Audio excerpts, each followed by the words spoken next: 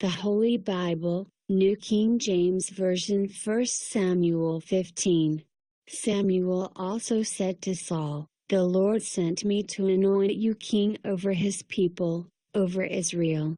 Now therefore, heed the voice of the words of the Lord.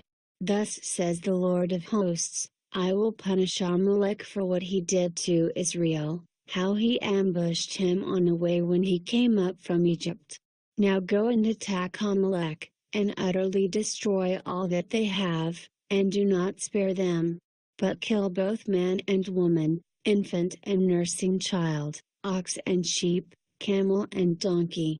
So Saul gathered the people together and numbered them in Telem, 200,000 foot soldiers and 10,000 men of Judah. And Saul came to a city of Amalek, and lay in wait in the valley. Then Saul said to the Kenites, "Go, depart, get down from among the Amalekites, lest I destroy you with them. For you showed kindness to all the children of Israel when they came up out of Egypt." So the Kenites departed from among the Amalekites. And Saul attacked the Amalekites, from Havilah all the way to Shur, which is east of Egypt. He also took Agag king of the Amalekites alive, and utterly destroyed all the people with the edge of the sword. But Saul and the people spared Agag and the best of the sheep, the oxen, the fatlings, the lambs, and all that was good, and were unwilling to utterly destroy them. But everything despised and worthless, that they utterly destroyed.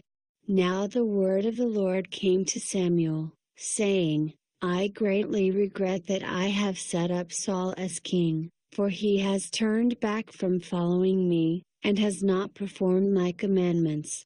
And it grieved Samuel, and he cried out to the Lord all night.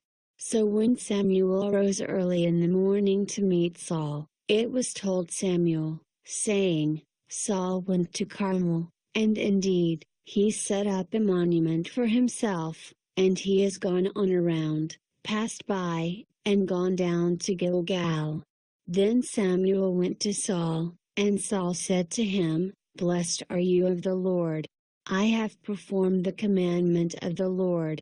But Samuel said, "What then is this bleating of the sheep in my ears, and the lowing of the oxen which I hear?" And Saul said, "They have brought them from the Amalekites, for the people spared the best of the sheep and the oxen, to sacrifice to the Lord your God, and the rest we have utterly destroyed." Then Samuel said to Saul, "Be quiet, and I will tell you what the Lord said to me last night." And he said to him, "Speak on." So Samuel said, "When you were little in your own eyes, were you not head of the tribes of Israel?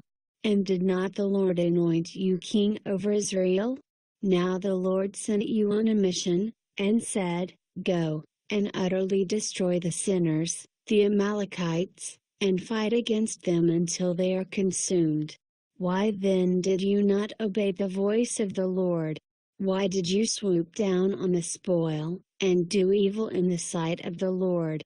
And Saul said to Samuel, "But I have obeyed the voice of the Lord, and gone on the mission on which the Lord sent me, and brought back Agag king of Amalek. I have utterly destroyed the Amalekites." But the people took of the plunder, sheep and oxen, the best of the things which should have been utterly destroyed, to sacrifice to the Lord your God in Gilgal. So Samuel said, "Has the Lord as great delight in burnt offerings and sacrifices, as in obeying the voice of the Lord? Behold, to obey is better than sacrifice, and to heed than the fat of rams. For rebellion is as the sin of witchcraft, and stubbornness is as iniquity and idolatry. Because you have rejected the word of the Lord, he also has rejected you from being king." Then Saul said to Samuel, "I have sinned, for I have transgressed the commandment of the Lord and your words, because I feared the people and obeyed their voice.